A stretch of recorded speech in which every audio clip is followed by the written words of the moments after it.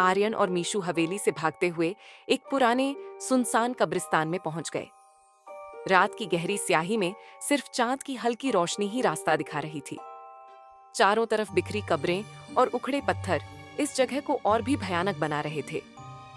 हवा में सर्दी के साथ एक अजीब सी खामोशी थी, मानो कोई छिपी हुई ताकत उन्हें देख रही हो। आर्यन की सांसें भारी हो चुकी थीं और उसकी गर्दन से ताबीज चमकने लगा था, जैसे किसी छुपे हुए खतरे का संकेत दे रहा हो। हम यहाँ क्यों आए हैं मीशु? उसने कांपते हुए पूछा। मीशु ने धीमी आवाज में कहा, यह जगह भी उस रहस्य का हिस्सा है आर्यन। इस कब्रिस्तान में तुम्हारे पूर्वजों ने कुछ ऐसा छिपाया था जो ताबीज की ताकत को खोल सकता है। पर हमें सावधान रहना होगा, यहाँ की आत्माएं जाग सकती हैं।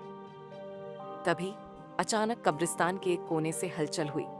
एक पुराना टूटा हुआ कब्र पत्थर हिलने लगा। आर्यन ने घबराकर उसकी तरफ देखा। ये क्या हो रहा है? उसने डरते हुए पूछा। मीशु ने गंभीर स्वर में कहा, ताबीज की शक्ति ने उन्हें जगा दिया है। जो यहाँ सोए थे वे अब जाग रहे हैं। आर्यन ने चारों ओर देखा। धीरे धीरे कब्रों से कंकाल और परछाइयां बाहर निकलने लगी।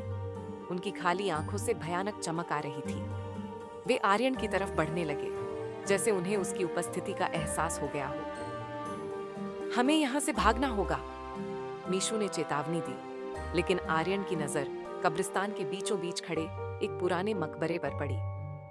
मकबरे के दरवाजे पर अजीब निशान बने हुए थे जो ताबीज से मेल खाते थे। वहां कुछ है, आर्यन ने कहा और बिना सोचे समझे उस मकबरे की ओर बढ़ने लगा। उसके हर कदम के साथ चारों ओर की परछाइयां और कंकाल उसकी ओर तेजी से बढ़ने लगे। आर्यन रुको, मीशु ने चिल्लाया, लेकिन आर्यन ने उसकी बात को अनसुना कर दिया। जैसे ही उसने मकबरे के दरवाजे को छुआ, ताबीज ने तेज रोशनी बिखेरी और दरवाजा अपने आप खुल गया। अंदर एक गहरी सुरंग दिखाई दी और उसकी ठंडी हवा ने आर्यन के चेहरे पर झुरझुरी पैदा कर दी। यहाँ क्या छुपा है? उसने खुद से सवाल किया, पर जवाब देने के लिए वक्त नहीं था।